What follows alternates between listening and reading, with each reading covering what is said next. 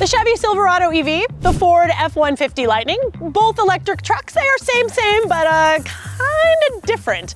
I mean, take this Silverado, for instance. It's basically an EV with a bed. It has nothing to do with the gas-powered Silverado.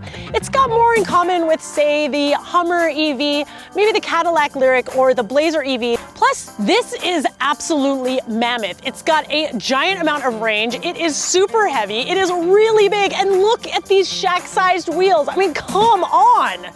And the Ford, well, it's an F-150 that just happens to have an electric powertrain. So what's better, an EV with a couple of party tricks or a truck that just happens to be powered by electrons? Y'all, we are going to test everything. We're gonna test the range, we're gonna test charging, utility, interior materials, all of it to find out which one is worth your money. So let's turn them on and find out. We'll cut the suspense. The Silverado achieved an astonishing 484 miles on our EV range test, the most of any electric pickup. It's actually second place overall among the 90 vehicles we've run through this test, behind only the Lucid Air Dream Edition. That beats the EPA's estimate by 44 miles, and it aligns with our experience that GM EVs usually outperform their EPA numbers. But look, just because this vehicle has got a lot of range doesn't mean that it's very efficient. In fact, it's probably one of the least efficient EVs on the market today. So in order to solve that problem, Chevy just crammed a 205 kilowatt hour battery underneath this baby.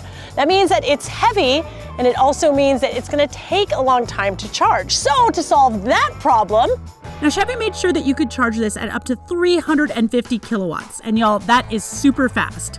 It's more than twice the amount of the F-150. Now, the Lightning, that got 345 miles on our range test, and that's pretty good, but if you're charging in public and you've got access to 350 kilowatt chargers, well, the Silverado is going to charge so much quicker. Look, back in 2022 when that truck was launched, 324 miles, that was really good, but it's 2024, y'all. Advantage Chevy. Are you looking to buy a new electric truck like maybe the Tesla Cybertruck? Well, we've got a bunch of information about these and other EVs over on Edmunds.com, so be sure to check it out. And as always, like and subscribe right here on the YouTubes. Oh boy, is this baby big. I mean, I've got this giant battery pack and it's nearly 20 feet long. It weighs like 9,000 pounds. 9,000 pounds! That's like 4 Miatas. 4 vehicles in one. It's absolutely crazy, and it feels heavy too. I mean, it's so ponderous. There's air suspension here, but trust me, there is plenty of body roll going around these turns. But the worst part is these giant 24-inch wheels with these little teeny tiny side profile tires. I mean, you've got to put like 60 PSI worth of air in there for them to hold up this giant vehicle. And what that means is that the ride quality really suffers. I mean, there's like all this head toss in here and it's really loud. I mean, I do not like the way this vehicle drives at all. The good news is that I've got rear steering here, so it really helps keep that back end in check. It makes it a little bit more nimble than the F-150. I mean, the wheelbase here, it's 146 inches, giant. The brakes in this feel pretty firm, but again, remember, you've got a lot of mass here, so you have to brake early. But one thing I really like about the Silverado is that I can dial in my regen. I can have it like way, like, woo, that's a lot of regen braking, or I can set it to normal or just completely off. I like that it gives me options. Now, when it comes to power, I've got 510 ponies and 615 pound-feet of torque. But when I go to wide open watts, I get even more power, so I can launch this thing from 0 to 60 in about 4.5 seconds. Now, you know what? If you don't feel like driving, you can just super cruise it. And you guys, look, Mom, no hands, but my eyes are forward. This is Super Cruise. I can use it on any divided highway. It's gonna follow the car in front of me. I really like Super Cruise a lot. I love the fact that it kind of takes some of the stress out of driving, especially when it comes to stop and go traffic. Now, GM says that you can use Super Cruise while you're towing, but honestly, I don't wanna do that. That sounds real scary to me, but hey, you know what? You do you. But in all, I expect a smoother ride out of a unibody truck. I'm pretty sure that the F-150 Lightning is gonna ride like a truck. This rides like a truck when it should ride more like an SUV. We give the Chevy an 8 for driving.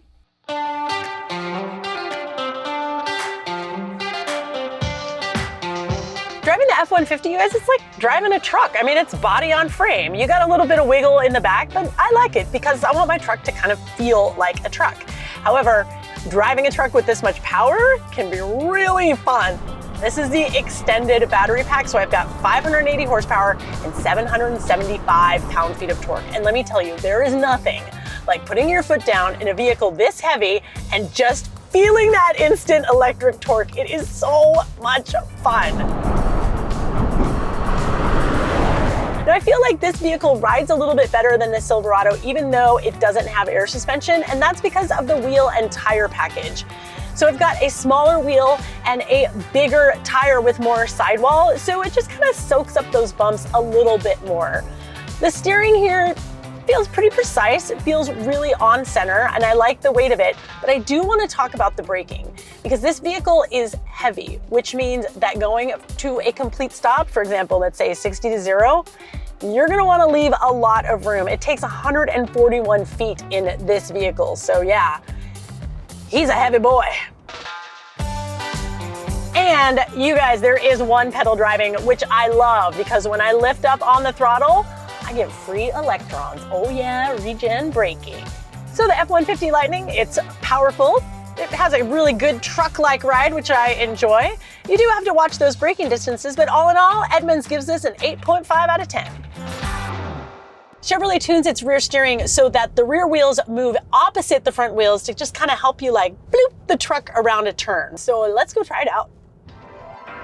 All right, so we got our front wheel there on the third parking stall line, cranked all the way to the left, and let's go see how she turns. Turning pretty wide in this Ford Lightning. Oh, wow, look at that. Okay, let's get out, mark the wheel with some tape, and we'll see how the Chevy does. All right, so starting from the same place, cranked all the way to the left. Look, you can see those rear wheels kind of moving just a little bit, and yeah, that is a way tighter turning radius. Let's get out and mark it with tape just to be sure. Look at that. This one's the Ford. This one's the Chevy. Chevy wins in the turning circle. Inside the Silverado, it's huge, but that's really no surprise. I mean, while we were doing research for this video, we couldn't find a single vehicle on sale today that has as much front and rear combined legroom as what's in the Silverado EV. I mean, not even the Rolls-Royce Phantom comes close. But as big as it is, you guys, the materials in here are not up to the $100,000 price tag. I mean, I expect premium materials, and instead I just get like this gross plastic stuff. I mean, it looks like a rental car. Some of it looks like it's not even finished. Now, when it comes to the seat, it's pretty comfortable. I feel like I've got a great driving position here. There are no adjustable pedals in this trim, so if you're really tall or really short, like, sorry, you might have a hard time. As for smaller item storage, I mean, it's pretty good. I've got two big cup holders here, and it actually moves back and forth. I like that adjustability. This in here is pretty deep, and then all of this here, that's super deep too, but it just doesn't look really finished. But I do love that I've got a little cubby hole here for my passenger. Y'all, look at this amazing expanse of room back here. I mean, this seat is set for my driving position. I'm 5'9", and like, I have so much room. I got cup holders here. I got heated seats back here. I got cup holders here. There's cup holders in the door. Like, there is so much expanse back here. We can have a giant party. Come on over. Now inside the Lightning, you guys, it feels just like an F-150, and that is a very good thing. Even on this mid-lariat trim, the materials are great. It is so much better than the Silverado. And this is a truck that's meant for work. And having said that, it's got one of my favorite features.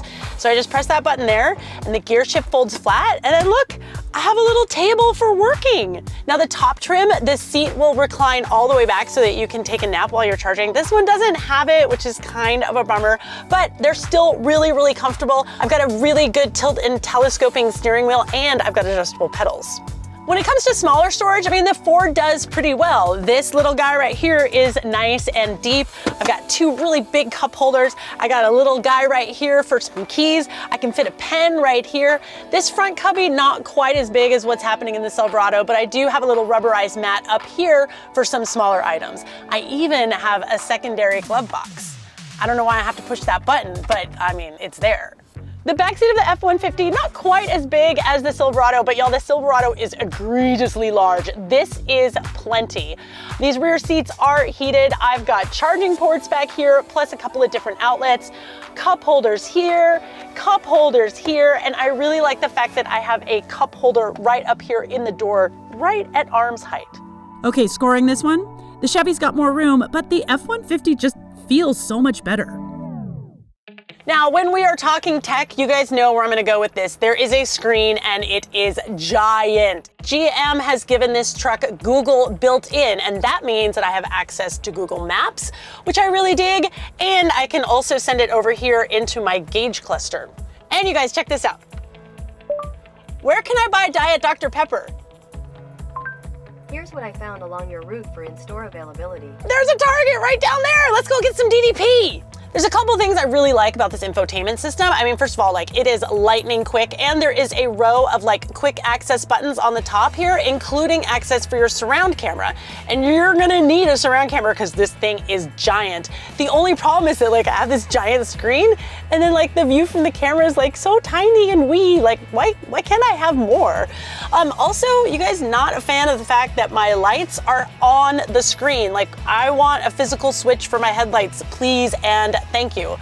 And another thing, maybe I don't like this as much as I thought. Another thing, there's no Apple CarPlay or Android Auto. This is something that GM is doing across its entire EV lineup. We think it's wrong. We know that you think it's wrong. So let us know in the comments how wrong you think it is, and maybe GM will change it up. So there might not be Apple CarPlay, but I know y'all are gonna have a phone, and good news, there is wireless charging up here in the front. There's also 3 USB-C ports and a 12 volt. And then in the rear, you have a regular standard 120 volt outlet, as well as 2 additional USB-C ports. So in all, like, I'm kind of digging the tech in here, but I just can't get over the lack of Apple CarPlay. First of all, check out this giant portrait-oriented screen, and da-da-da-da, it's Apple CarPlay. I know, GM, look, it's not hard. Give it to us. Now, if you don't want to use Google Maps in your Apple CarPlay, the native system here in the Ford is actually pretty good. Everything is really clear and crisp, and again, you can pinch and zoom to your heart's content. One thing I really like, my lights. You guys, I have a physical dial for my lights. I totally dig that. One thing that I hate is that all of my HVAC controls are on the screen. No, I want physical buttons for my HVAC control. I shouldn't have to take my eyes off the road just to change the temperature of the truck. As for charging up here in the front, I've got a wireless charging pad, as well as a 12 volt outlet and a regular household outlet. But when it comes to charging your phone, a little bit limited. I've got 1 USB A and C up here, as well as 1 here in the back. Chevy has Google Assistant, Ford has Apple CarPlay and Android Auto, pretty much even. You guys, the thing about these EV trucks is that they all have really super short beds. I mean, how am I supposed to carry my kayak? Oh, with these guys. Ha, thanks. But seriously, Chevy has got this problem figured out with this cool mid-gate. Essentially, the middle part of the truck just disappears and it extends the bed. With this part of the multi-flex tailgate up, I've got nearly 11 feet of bed space. And don't worry, there are tie downs in here to help secure everything. I don't really like the way it looks with the tonneau cover, but this is such an excellent solution. But wait, there's more, because you also have 10.2 kilowatts of offloadable power through 10 outlets. You can have the best tailgate party ever. Now, when it comes to payload, 1,500 pounds, towing is about 10,000 pounds, and there's even more storage in the front with a 10.7 cubic foot frunk. Y'all, I'm not even gonna try to fit the kayak into the back of this Lightning because there's no way it's going to fit. In the bed, we've got 9.6 kilowatts of power available, which is just a tick under the Chevy. Also, the Lightning has got more payload, 2,235 pounds of it, and about the same towing, right around 10,000 pounds. The frunk, a little bit bigger, 14 cubic feet. Chevy's got the cool midgate. Ford has the optional workstation. Yep, that's tied. So in the end, it always comes down to money, doesn't it? Well, that Silverado over there, it starts at right around $75,000, but you can get a base Lightning for about $65,000. Our tester as it sits, $96,495, but this one, $80,000. Easy win here for the Ford. The materials are better, the ride quality is better. I've got Apple CarPlay and Android Auto. I mean, sure, I can't haul a kayak, but listen, I am much more into race carring and I can tow my race car with this, so that's all I really care about. And yeah, it charges faster, but I got 300 miles of range and a home charger. What do I need public charging for? No surprises here, the Ford gets the win with a higher overall Edmunds rating. You guys listen, if it were me, F-150, Lightning, all day long.